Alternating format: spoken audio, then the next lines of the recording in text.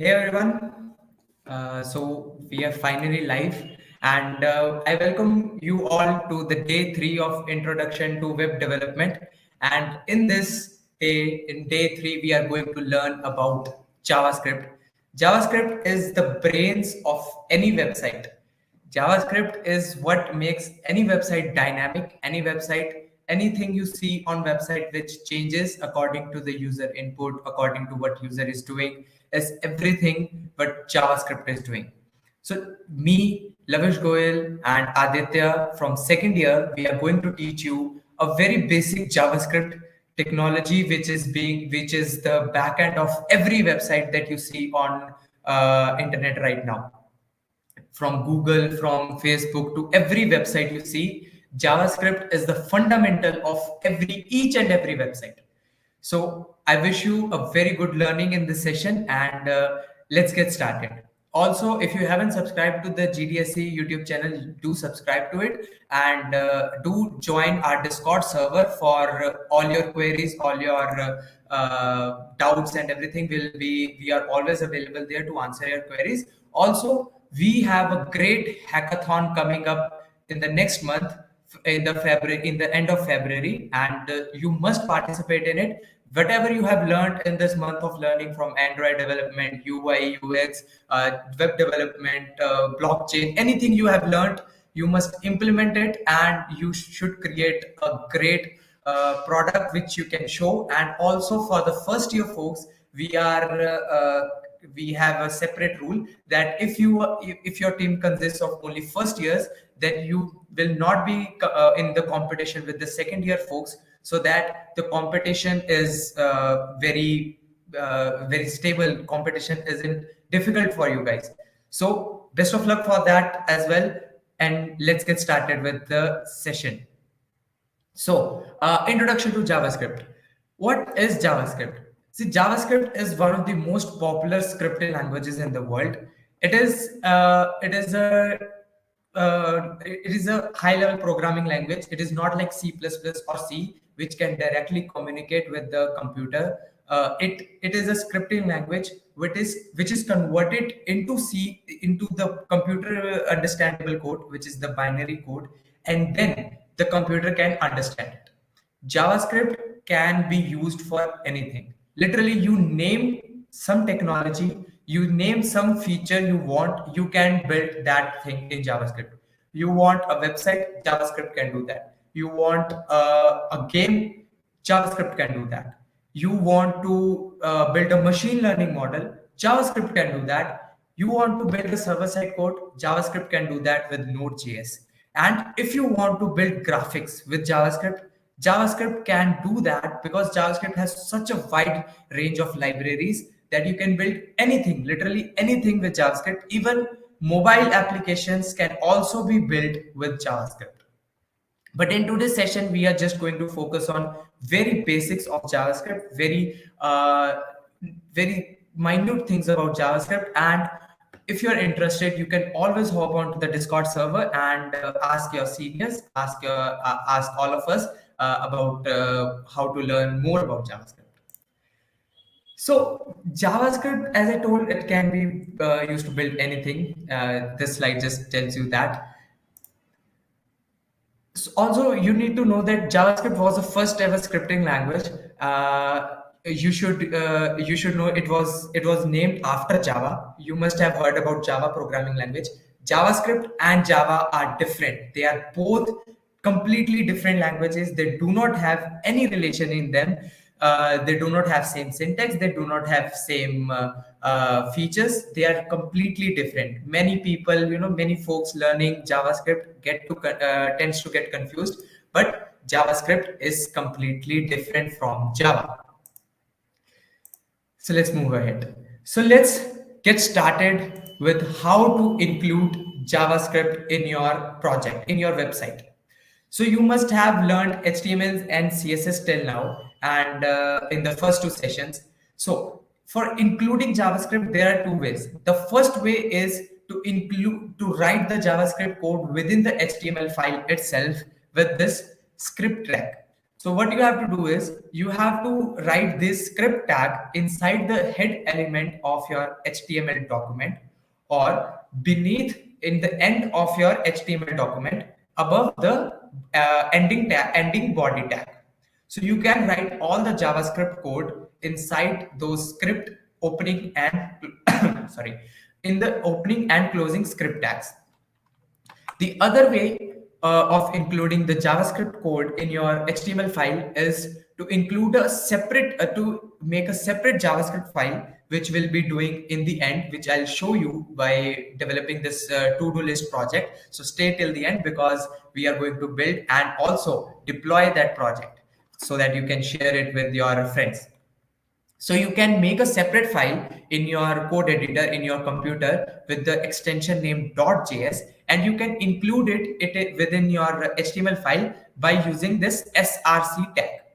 So it's very simple. You just have to write script, then src, and then you have to mention the path of your JavaScript file. For example, if that JavaScript file is in the same folder, you just have to mention its name. If it is in the folder that is one step behind your root folder, that is in which your HTML file lies, then you have to mention its exact path. So let's get started with what are the code, how to write the JavaScript code. So the first method is console.log method. So what it is? See, console.log method is outputting a message to the web console. So I'll share with you my screen right now so that you can understand it better.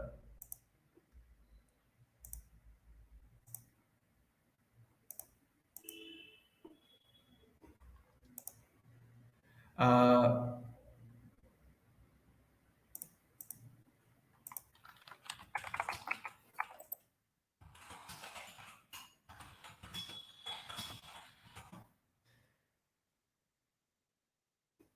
so you can now see my screen, and console.log is nothing but you can print any value in the browser's developer tools in the browser's console window for checking the output of your variable. For example, if I want to check something by logging, for example, if I write welcome to this session, so it will print this string within here. See, you can with this you can check the variables, you can check the value of your variables, and you can verify that the output is coming right or not. So yeah, let's go back to our PPT.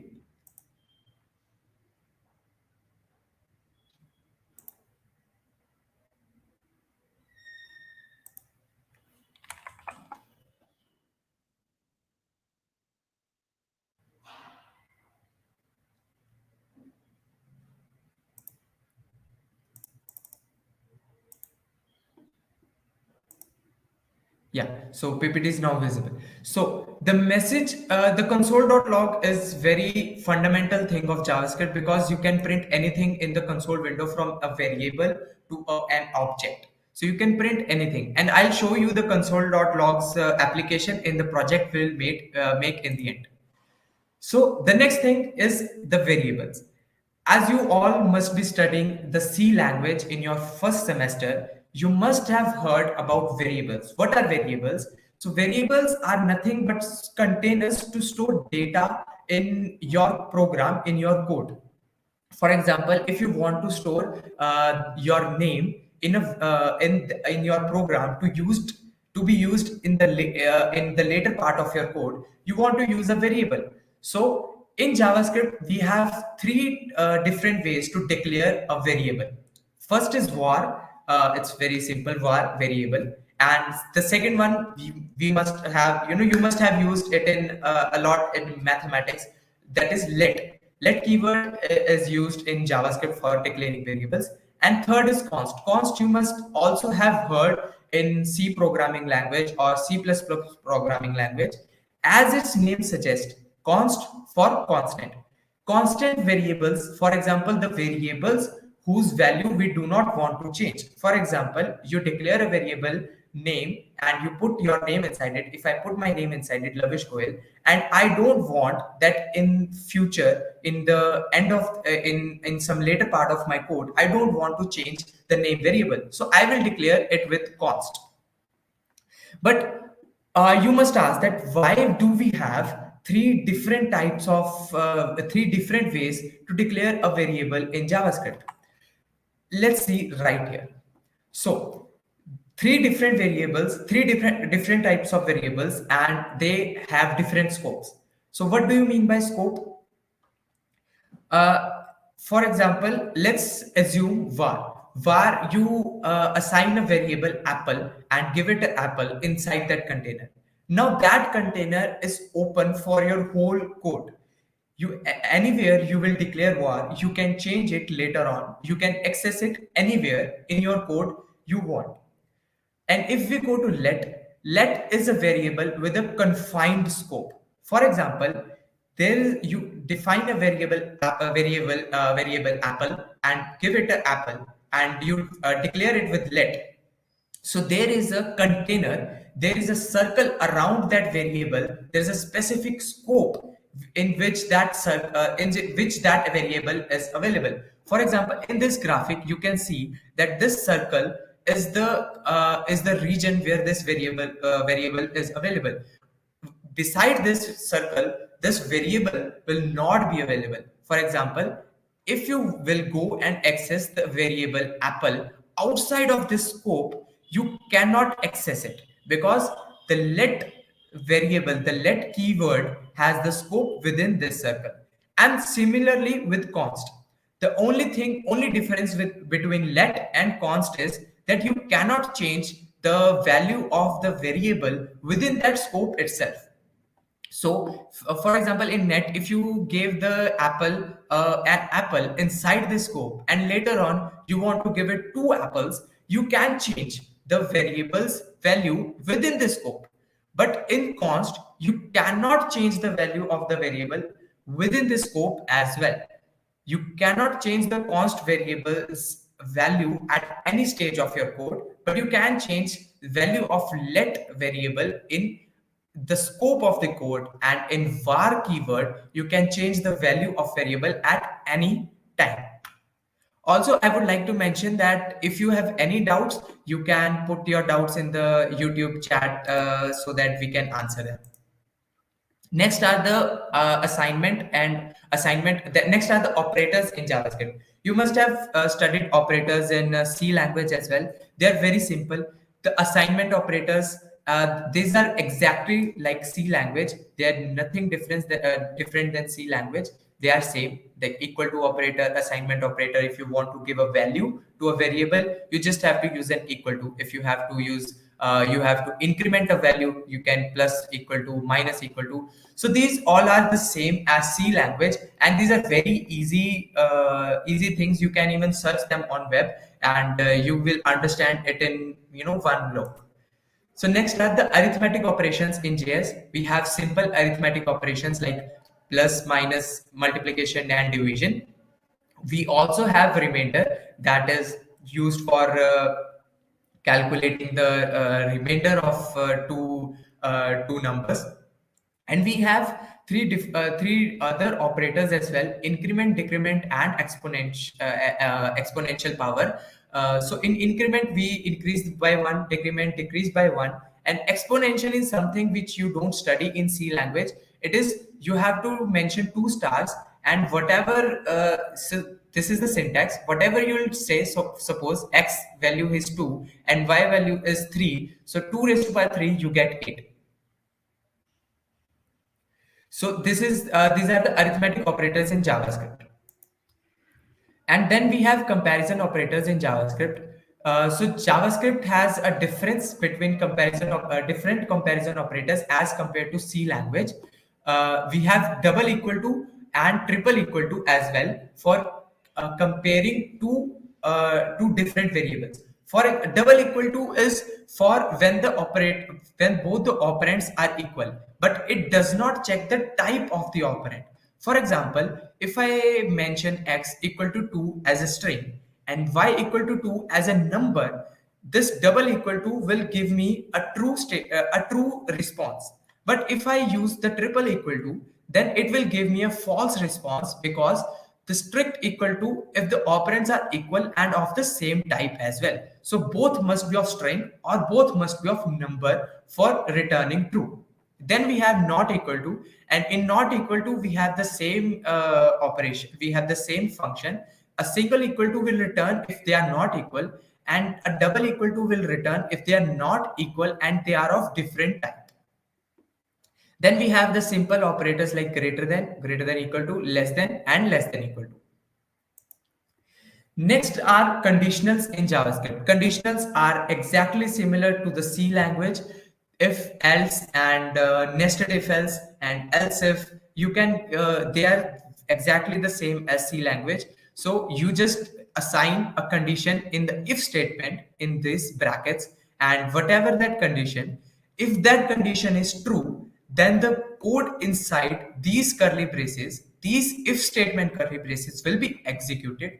If it is false, the code will go ahead and execute the code inside this else block.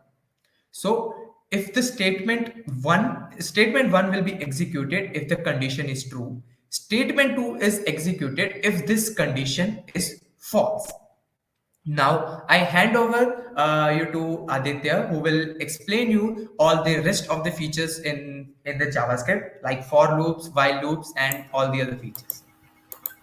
Over to you, Aditya. Yeah, sure. So now we are going to learn about loops in JavaScript.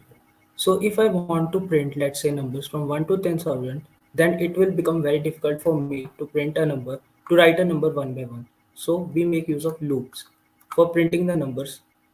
Like first we have a for loop. So as we can see the syntax of for loop,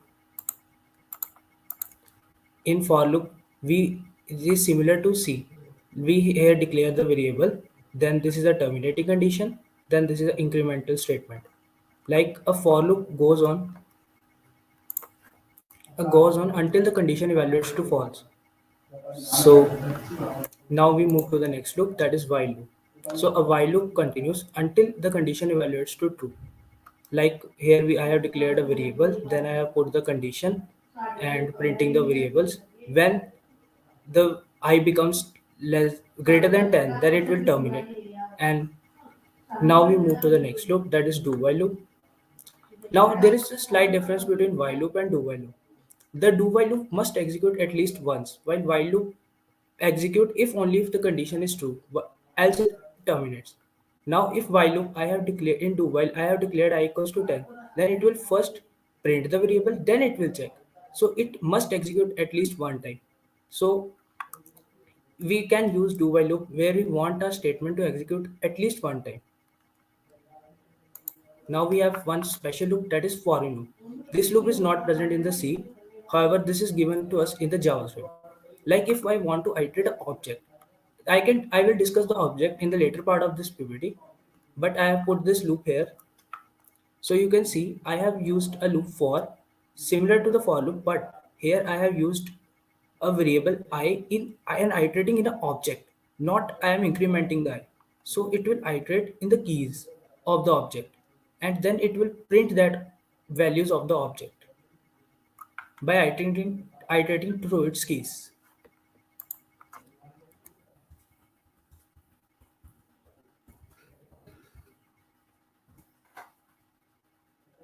Now we move to the arrays. As you know, in the C, we have variables to store the large number of values like 2 or 5 or list of 100 students. So we make use of arrays. For example, I have an array of employees where I have 3 employees, Sonu, Vimal, and Ratan. Now I want to know the name of the first employee. So I will write emp0. This will give me the name of first employee. If I want to know the name of the second employee, then I will use emp2. In this way, emp1, I get the name of first employee. Now, always remember the index in array always starts from 0. Now, methods of array in JS. So there are many methods, but I have listed some of the important methods. First is array.push. This is used to add the element at the end of array. For example, I want to add marks of 51 student, 51st student, then I can use array.push and add the marks to it. Similarly, if I want to remove some marks or I have incorrectly added the marks, then I can use array.pop.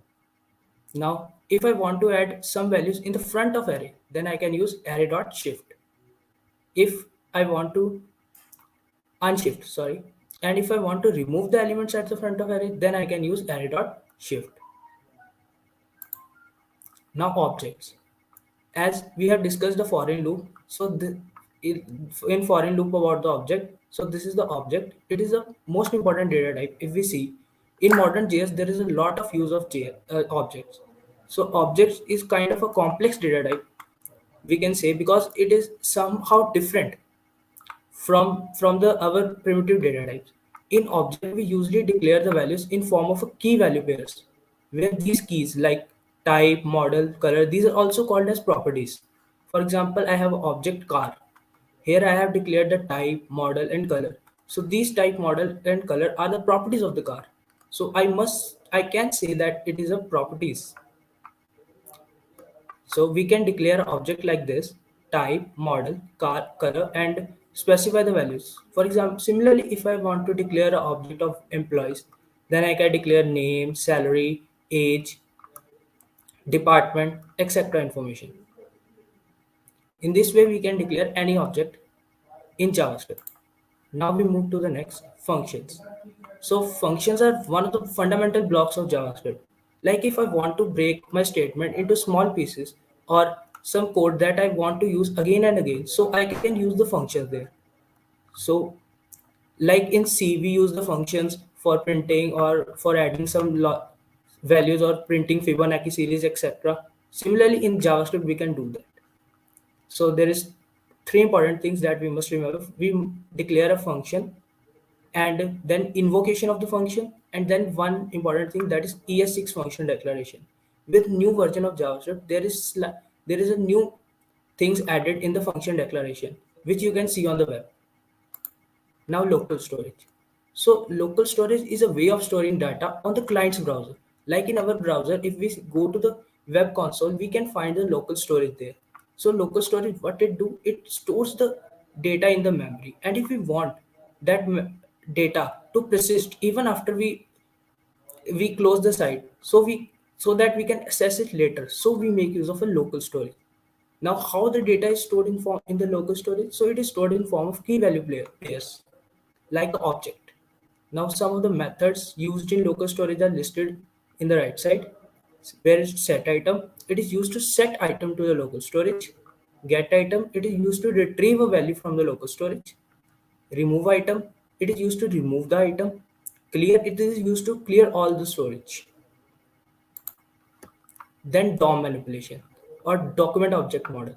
So document object model is nothing but it is a web page, which is web structure which we get when it loaded on the browser. So why we need this DOM manipulation? For example, if I designing a game website where I need to increment the score by 1 or decrement the score, so I need to change the HTML every time. So I make use of document object model to change the document style, its content, or any values. So it is, we can see the use the console.log document to see what is the structure of our document object model. So this is the document object model which we get on using console.log document. So here you can see document, then HTML, then all the head tags, body, and all. Now I have made some hierarchy which you can see there. This first is window, then I have document, then there is HTML tag, then inside HTML we have two tags, head and body. Now inside head we have title and meta, inside body h1, image, and p. In this way, we using this hierarchy we can access the elements in the DOM and change them. Now methods of accessing the DOM elements. First is document.getElement by ID. This is used to get element by using the ID of that element. For example, if I have made a list with ID equals to do, then I can access this list by giving that ID. Similarly, I have a document.createElement. This is used to create element like you have studied the tags in the day one of the workshop, where you have explored different tags like paragraph, heading tags. So you can use HTML document dot create element tag one, tag name. Similarly, Similarly, we have other two methods, that is element.innerHTML, where we change the HTML content. Like I have discussed about the scores. So changing the scores, I can use innerHTML for changing the content. Now I have fourth, that is the add event listener. So this, if I want to add some action to the button, like I click on the button and delete or form is submitted. So I make use of add event listener. So when user clicks, the action is performed. Thank you. Now we will move to the project.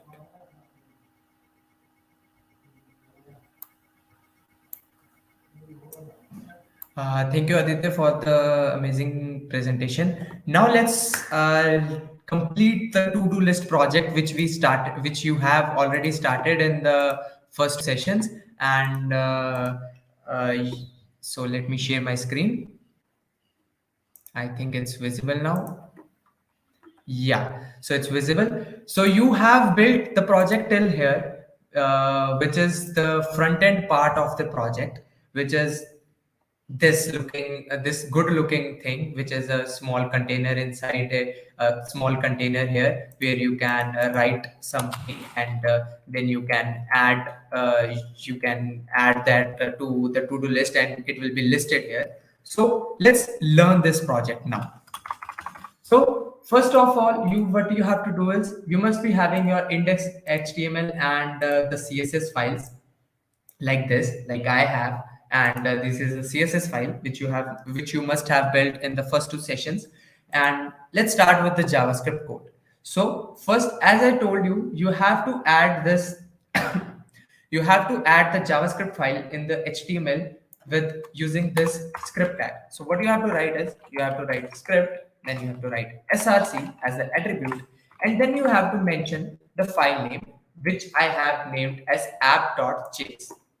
So you then just have to close the tab.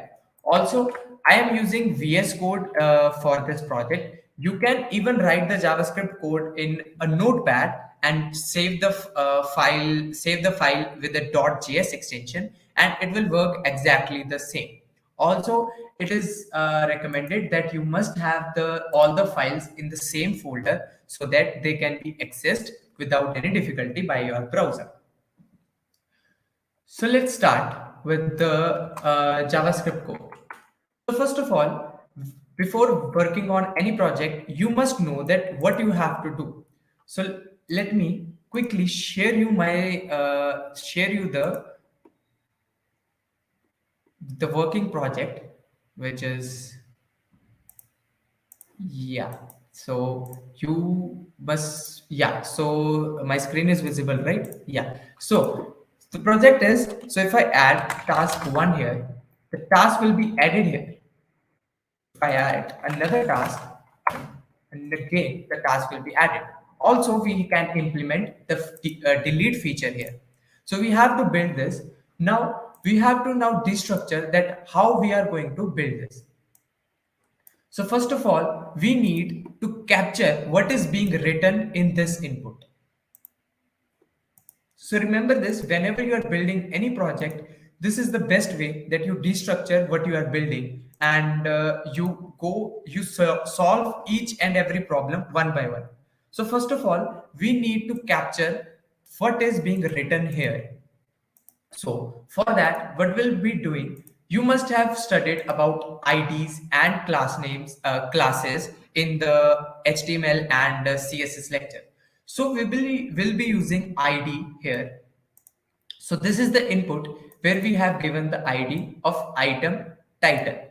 Then we have this button which is helping us add the content in this input to this to-do list.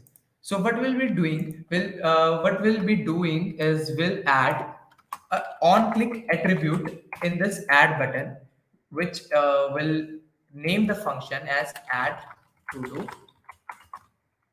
and we'll give this.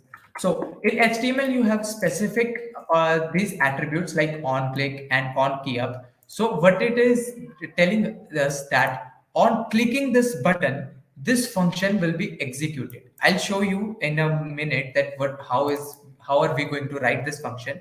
So what it is telling the browser that when we click this add button, this function will be executed. So in our JavaScript file, first of all, we need to capture this input.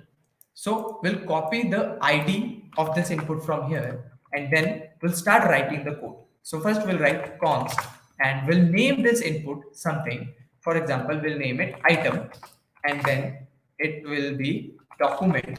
So for capturing any element inside this HTML, so understand this that HTML is a document. So you need to, if you want to capture any element inside the HTML, you need to write document. And then there are several methods to catch any element. There are like get element by class name, get element by name, get element by tag name, get there are like different properties, but we'll be using get element by ID. So what is ID? I just copied the ID from here, input ID, just from here, item title, item title. So now this input is grabbed in our JavaScript file. Now we want that when we click this button,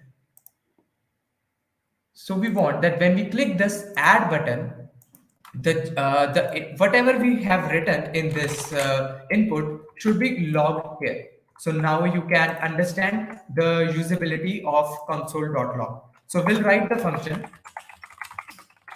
add to do, and remember that it should have the same name as this one. When we are mentioning a function inside the on click, then it should have the same name as this one. So add to do, and this is also add to do.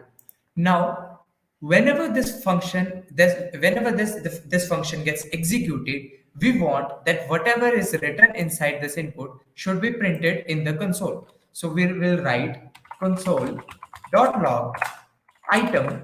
Now this item is not the actual value of the input. For getting the value inside the input, we need to write item dot value. So I can show you a sample right here. So if I click, so if I write something here, task 1, and I click add, see the console is showing us what we wrote here. It is all happening because of this console.log. Now we want that we should have we should not have do not want to print it here, but we want to show it to the end user's screen. So let's do that. So for doing that, what we need to do is, first of all, we need to make an object. So first of all, we need to make an object where we will be storing the data of this input. So we'll make an object like this, const obj. Now you can name it anything you want. I am naming it obj, and you can name it like to do my obj. You can name it anything. So in an object, as Aditya told you, that they are key value pairs. So first we'll write content as the key, and in the content key, the value will be item dot value. It means the value which exists, which is existing in this input. Now we will also use an ID key, which I'll explain later that why we need to use it. When we will implement the delete functionality, we will require to use this ID. In this, we will be using a math function. Math is a very great function in the JavaScript library, in the JavaScript. So what it is, math.floor, and will implement. I'll just quickly write it and then I'll explain you. So what we want is, we want to generate a random 6-digit number. So we want to generate a 6-digit random number. So we are using math dot floor. Okay, so let me explain it to you. So math.random is a function that will generate any random number between 0 to 1. So from 0 to 1, it will generate any random decimal number. All right. So when we'll multiply it with 9 lakh, it will, sorry, it is not, so yeah, 9 lakh. It will generate a number from 0 to 9 lakh.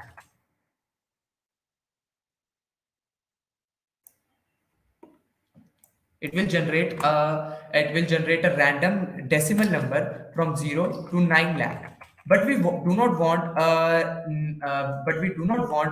decimal number. We want integer numbers. So we are using math.floor. Inside this, we are using math.random to generate an integer number from 0 to 9999. So what is happening is we are generating a 6-digit random number using math.random, and then we are adding 1 lakh to it, so that we can have 6-digit number till 9,99,999.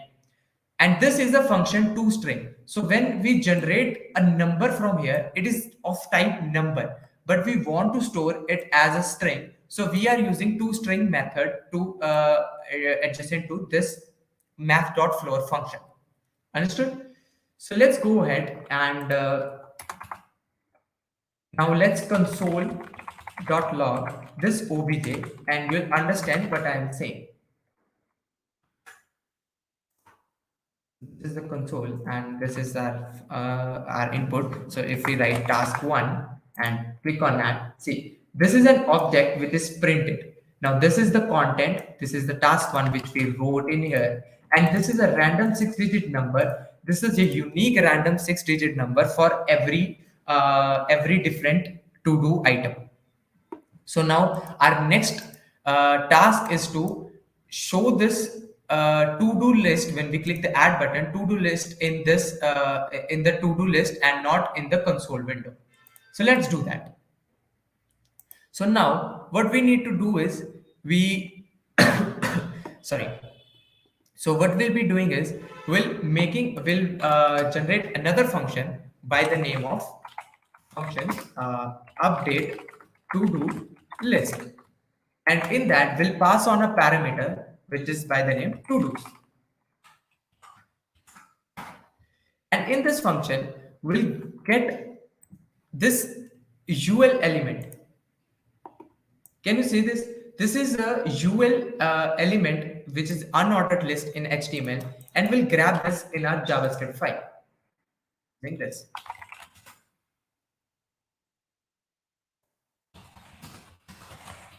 We'll be using the same get element by id, and we'll paste in the id here, which is my list. And then what we'll be using is, so I'll explain you a function which is very important, which is inner HTML. So list dot inner HTML is a function which we can use to manipulate what lies inside this element, what HTML lies inside this element using our JavaScript. So HTML, we can actually write HTML in our JavaScript file using this function. All right. So let's just add this to do in our HTML file by using a for loop. No, we do not need to use a for loop for now. I'll just add to do's, which will be adding here. And now we need to call this function whenever we click this add button. So I'll just mention the name of our function here. See, update to do list, and I'll put on brackets. So if you do not put these brackets, that means you are telling that you are not executing this function. You are just naming the function here. So in this, we'll put our obj. That is, now what will happen whenever the obj is created, this obj is passed to this function. So this function get this get this obj, and this inside this inner HTML will now pass on the to-do list.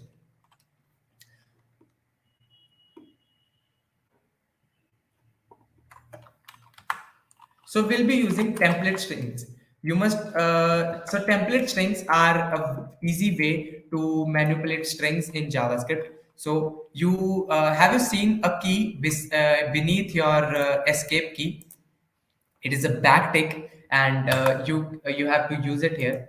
So it's a backtick, and now in the backticks you can assign a JavaScript variable without using string concatenation.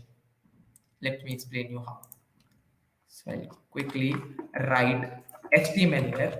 So you have studied about this HTML tag, which is uh, li, and in this we'll write. So now in this to do object, we have a content and an ID. So first we need to access the content. So for accessing the content, we'll write a dollar sign here. Then we'll use a couple of curly braces, opening and closing curly braces, and then we'll mention the variable we want to use. So like to do's and dot. So this is the object. Now in this object, we want to access this key content. So to do's dot content.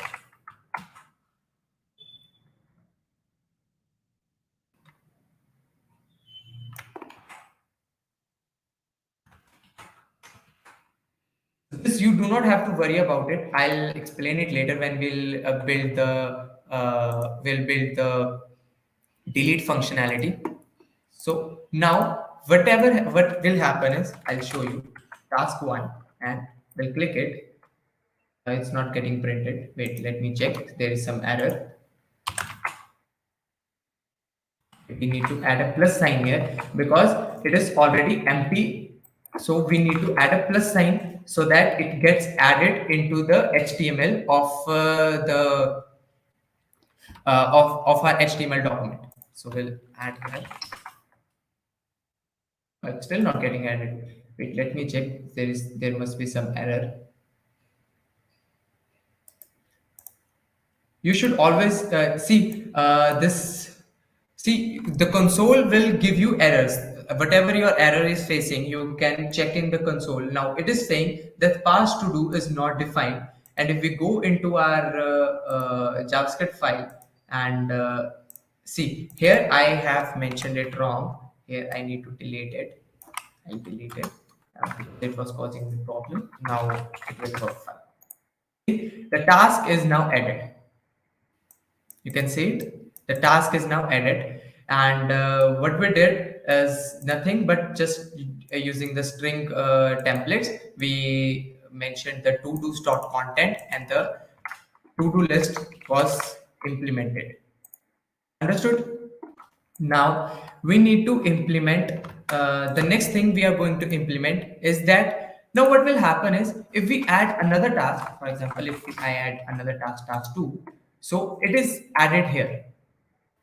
But if I refresh, these are gone. So we want that they should not go away and they should stay here. So we'll be using local storage for that. So local storage is, as Aditya told you in presentation, that it is a storage space in client's browser. So this is your browser. If you go to your developers tool and you go to application, you can see here local storage. So it is different for every domain. For example, if you go to google.com and you go to inspect and you go to application and you go to local storage, see there are a bunch of variables that are mentioned here. So for every domain we have a different local storage, and local storage is used for temporary data storage, and which data is not very relevant. It is just for a reference.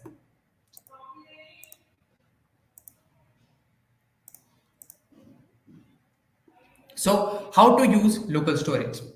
So first of all, we need to understand that whenever we are adding to local storage, we cannot add a simple object, because if we add a single object, what will happen is uh, we cannot store multiple to-dos in our local storage. We'll have to create a different variable in local storage every time we add a to-do item. So what we'll be using? We'll be using an array. So let's define a variable here, that is We'll be using let in this.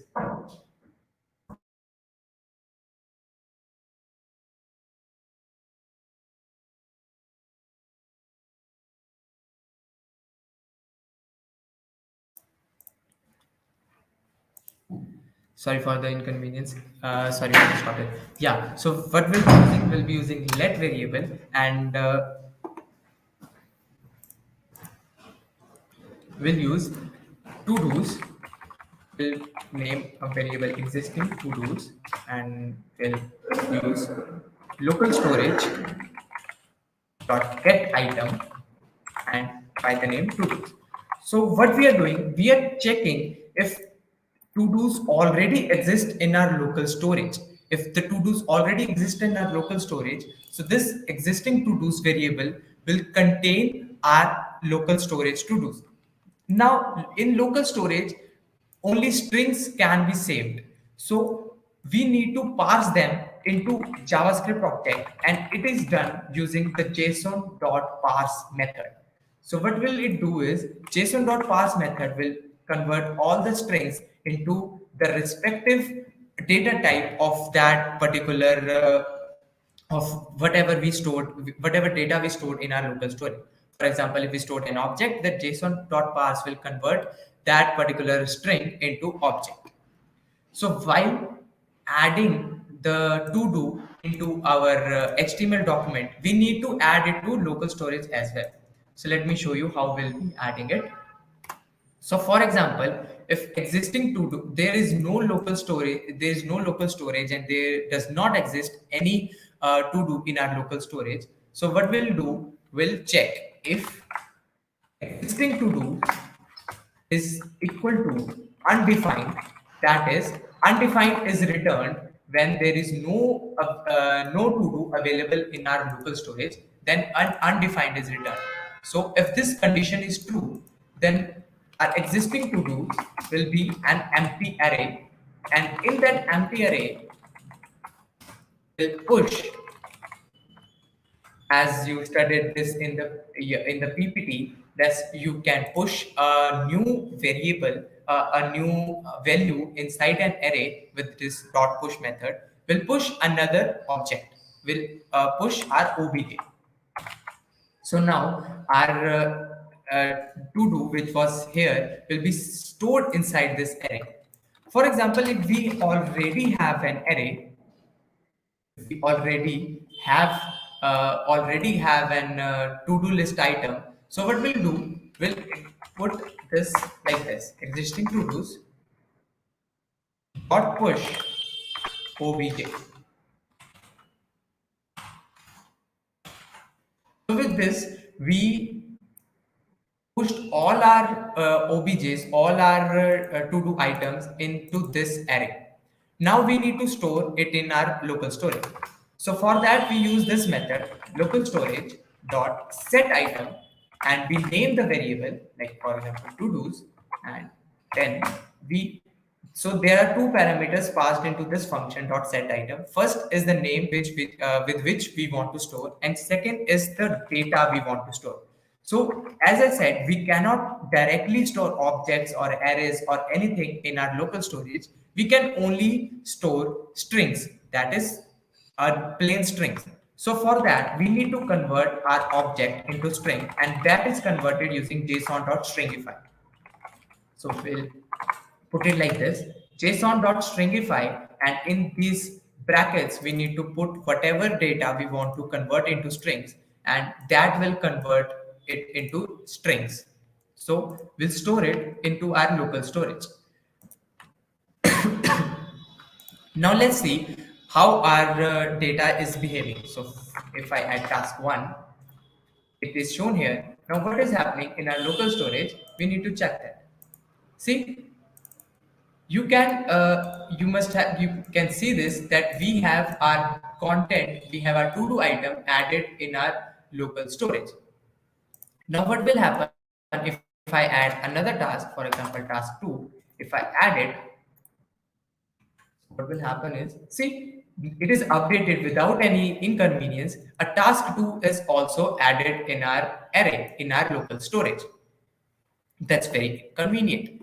Now, for example, if we refresh it, they are still not available. So what we need to do is we need to always call this function, that is update to do list, whenever we refresh the page. So we'll put it here, update to do list, and inside this we need to put our to dos. So we'll use this. We'll use this function. Now something weird will happen. You see, and it is showing me undefined. But why it is showing me undefined? Let's check. Let's check in the console that what does it print.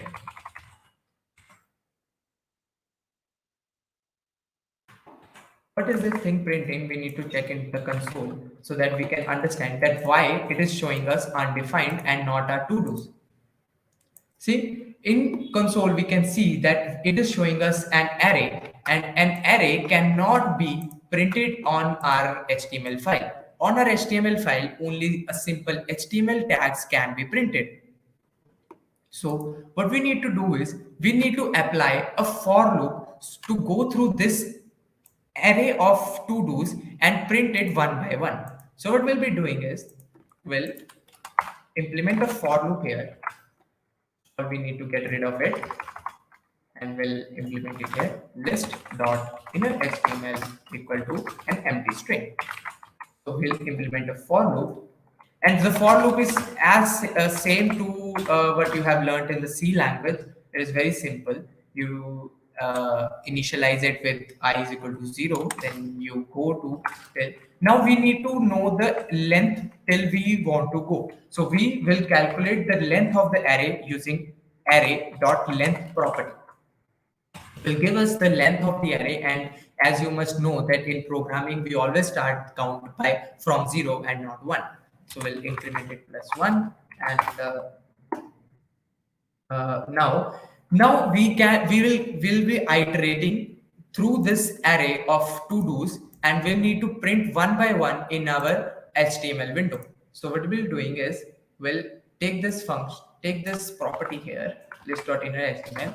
We'll use the plus equal to operator, and we'll use the same we used earlier, align, and we'll put in to-dos.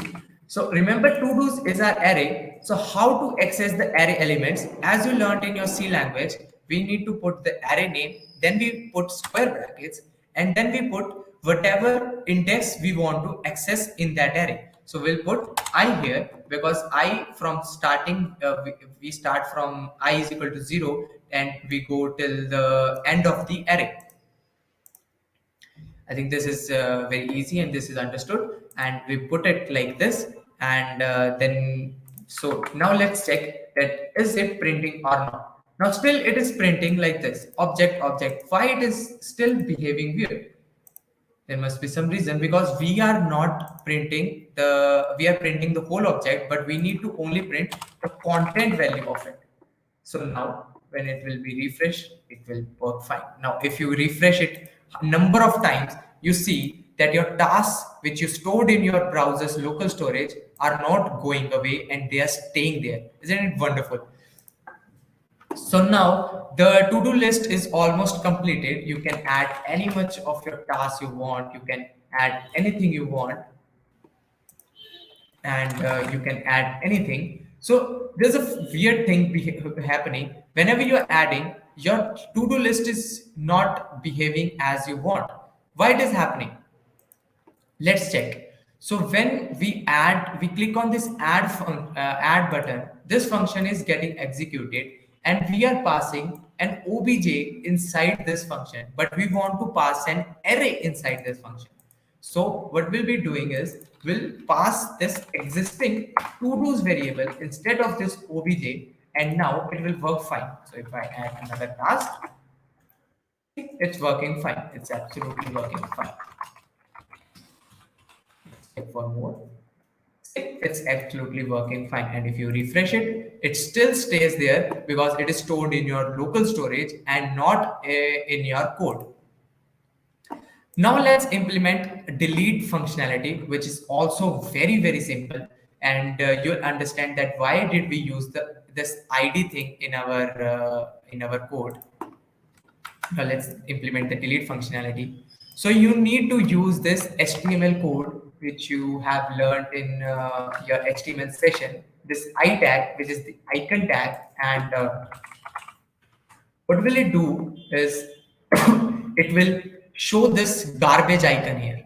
For that, you need to add this font awesome link in your HTML code. You must have learned this in HTML. If you haven't, drop us a message in Discord server and we'll teach you how to do it. So you have to mention this, and in this we'll have mentioned, can you see this, that on click delete to do function is mentioned. So we'll create another function named delete to do, and in that we are getting a to do ID. Why we are getting the to do ID? Which ID are we getting? So I need to explain you which ID you are getting. So this ID which we are storing in our array, in our local storage, let me show it to you. So see, this is our local storage, and this ID which you are storing in your local storage is being received in this function. In this delete to do function is being received here. So we'll mention it ID here. You can mention any name here because it does not need to be the same. So what we need to do is we are actually we want that when I click this delete button, it should delete this task one only and not delete any other task. So what we need to do is, first of all, we need to get that ID. First of all, we need to check that are we getting the correct ID or not. We'll console.log the ID, and we'll check in the console that are we getting the correct ID or not. So if we click it, see we are getting 282509, and if we check our task one, it is 282509. So it is the correct ID. Now how to delete it? So first of all, you need to make another variable with let scope, let changed to do's equal to an empty array. We need to initialize as an empty array. And now we'll use a for loop again. So we'll use a for loop, and I'll do it quickly because I've already told you how to do so. And we'll use the, also we need to all the to do's here. And how we'll get the all the to do's here? So we'll copy this and we'll make another variable here called to do's. Yes. And this will give us the array of to do's which is stored in our local storage, and we'll implement the same functionality here, to do's.length, and then I plus plus.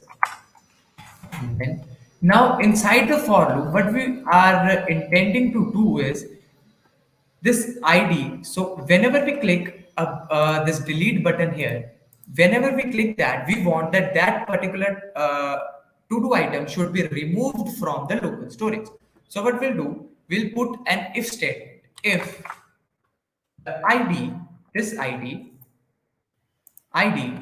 is equal to, remember that I am using triple equal to, so if not ID, not triple equal to, if we want to use that, if this ID is not equal to to do's to do's dot ID, then in the change to do's will push that item. So I hope you understood this, that whenever this ID which is passed in this function is not equal to the to-do's ID which we have stored in our local storage, as we are iterating through that array, then we'll push it in our change to-do's, and you guessed it right, we'll store it again in our local storage using local storage.set item to-do's and this method. And we store it in the same variable name to do's, and it will automatically update all the variables, all the to do's inside our local storage. So let's see that is the local storage being updated when we click the delete button. So this is our to do's. These are 6 to do's, and if suppose we want to delete this, see, it is deleting the whole local storage and not actually updating one to do. So let's see what's the error. Let's go to console window. If it is showing us some error, no, it is not showing us some error. Let's check in here. What's the issue?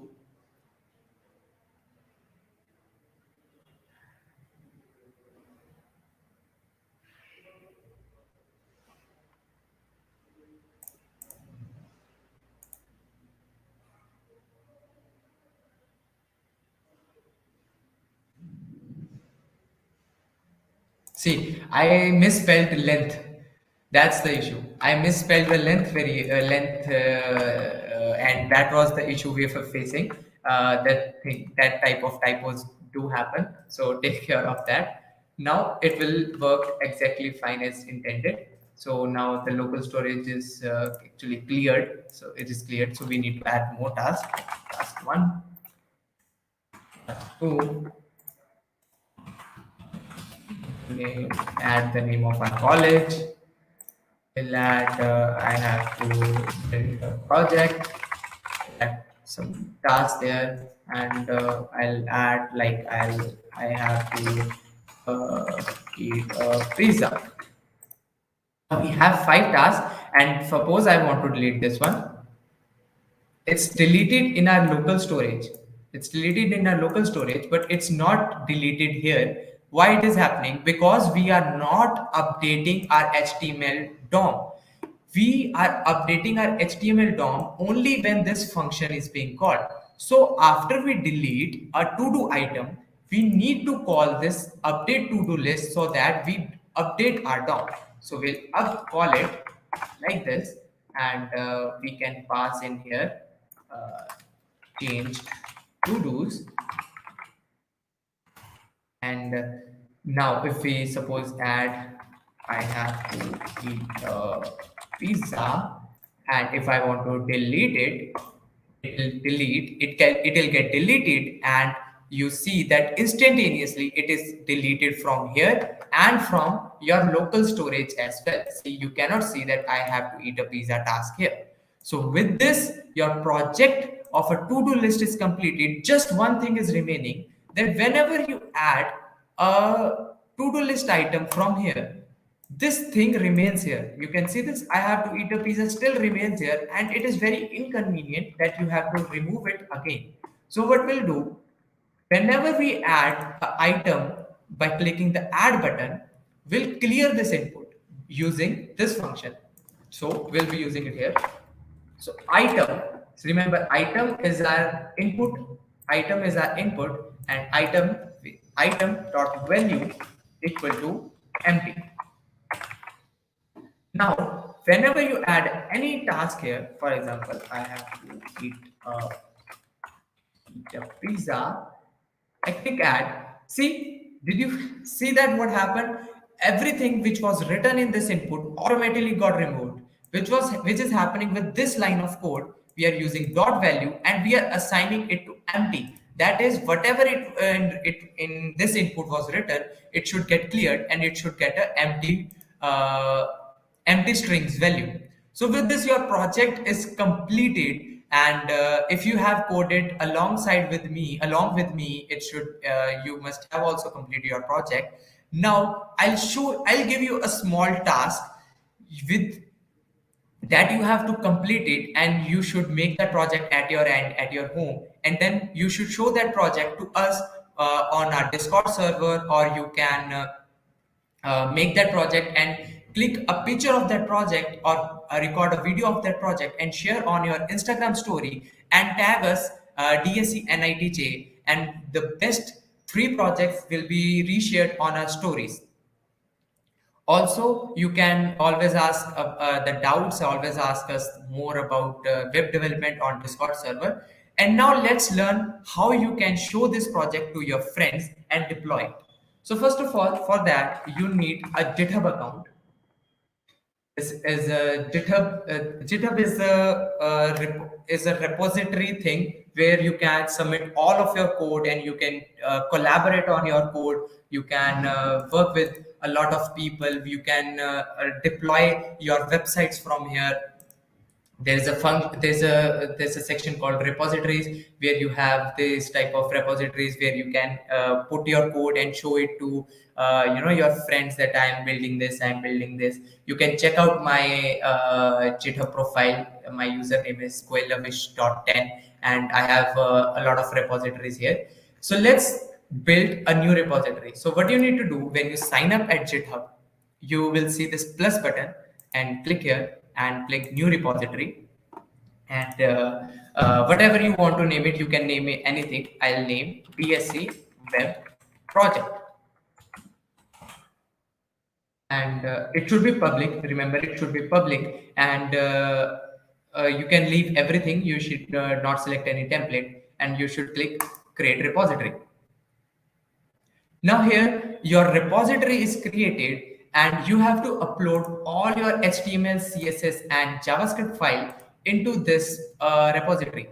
Remember one thing, that if you are deploying to GitHub, then you should have your one HTML file as named index.html, because GitHub will pick index.html as the first file to show it to the domain name.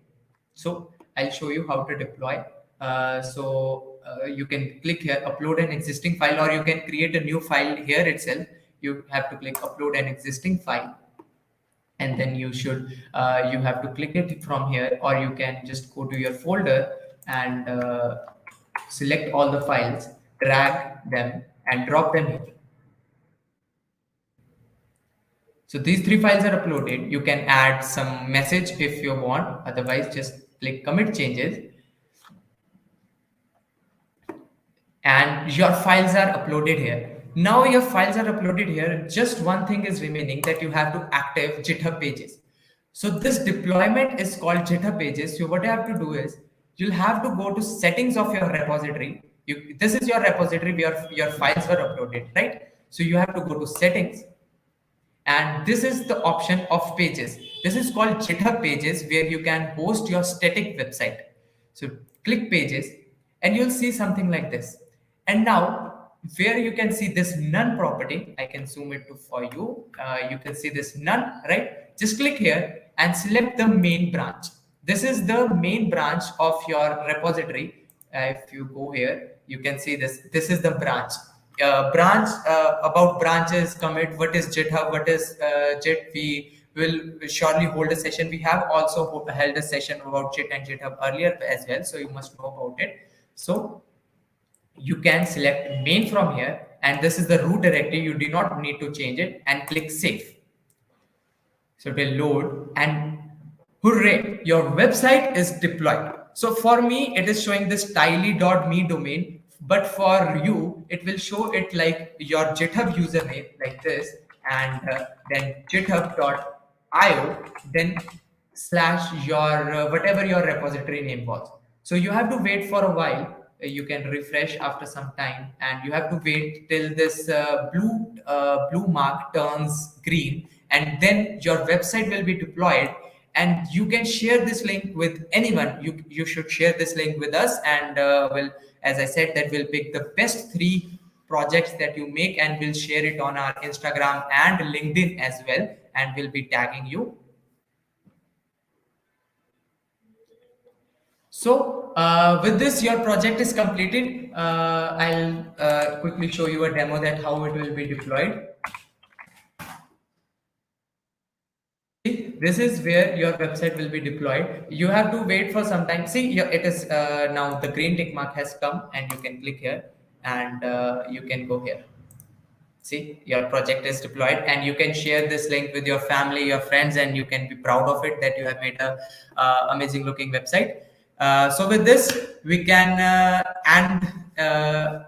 also, there's a message shared by our group, that if your project is among the top 3, then we'll be sharing us will be sending you swags. If your project is liked by our team, then we'll be giving you a very small gifts. We'll be sending it to your home, so you can so it's an incentive for you to create your project. So with this, we end our session. I hope you liked this session, and you enjoyed learning with us. going to our Discord server, joining the Discord server, tagging us there, asking your doubts to us, and you can always ask your doubts to us. And happy learning. And go ahead. JavaScript is such a great technology that once you learn JavaScript, you practically are in a gold mine. It's a high paying skill. It's an amazing technology, and it's a very essential one as well.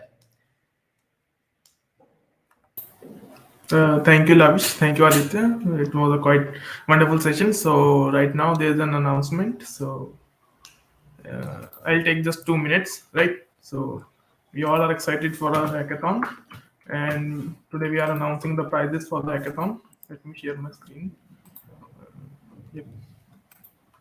So I hope my screen is visible. So yep. So this is our hackathon page. You can visit us at hackmul3.tech, right? And we have all these events that we have conducted. So this web development workshop is ending today, and now we will be coming with ML, cloud technology, Internet of Things in February, and then a DSA webinar, because DSA is the core thing that you need to know about place for getting placed from the college or campus placements, right? So we'll be declaring hackathon schedule in a day or two, but we have declared all the prizes. So the participants who get the first prize, they'll be getting goodie box and cash prizes, a lot of coupons and in-kind prizes from our wonderful sponsors, right? So the major things that you would love to have us. We have a Geeks for Geeks coupon that's around 1,200 for winners and 800 for all the second and third teams. And this is the dedicated track for freshers. So if you are a team of five, we have a team structure in which you can participate from 2 to 5, because we encourage you to build stuff together and collaborate. So a minimum of 2 people can participate, and the maximum amount can be 5. So if all the members of your team are from first year, so we'll be rolling out a separate form for team entries. So if all the members from your participants are from first year, so you will be eligible for these particular fresher tracks, and these are separate prizes, so that you do not feel missed out from the seniors, right? And a wonderful thing is we have around 100 domains, so we'll be giving you a domain name if you are submitting a web-based application. So it is for almost everyone who is submitting a web app, right? So you can get any particular domain like lavishgoel.xyz, right? So you can get domains like this and host your particular websites that you build in the hackathon to this particular domain, right? And we have something for all the participants also. The first thing is the Geeks for Geeks coupon. So just take this coupon from us from a Discord channel, or we'll also send an email regarding this, and you will be able to purchase all the courses that are priced at $299 for free, basically. And you can use this coupon multiple times. And this thing you can get like dummy interviews, and you can practice interview sessions before you are appearing for a real interview. So this will also be helpful for you. And we have a lot of discount vouchers and DevOps things that you can use for the prizes, right? So for the special prizes, we'll be holding a special session on this blockchain thing. This is something like a new domain of web development, where we deploy our website instead of a dedicated server to a distributed blockchain, right? So what happens here is, in this particular domain, our websites are basically running on blockchains. So it is like using blockchains to store and send data, right? A kind of layman thing. So if you are using a particular technology, so you will be getting quite good cash prizes in this particular hackathon, right? So we have these wonderful sponsors who are sponsoring our event. Do have a look at the website and do check them out. We'll have a Taskit Pro for almost all the folks that are submitting the ideas. And yep, so that's it for the day. I hope like it was well organized by the DSC team, right? So our next webinar will be on IoT. So no, it will be on machine learning and cloud. So let's tune in for next weekend, and till then, stay learning. Take care. Yep.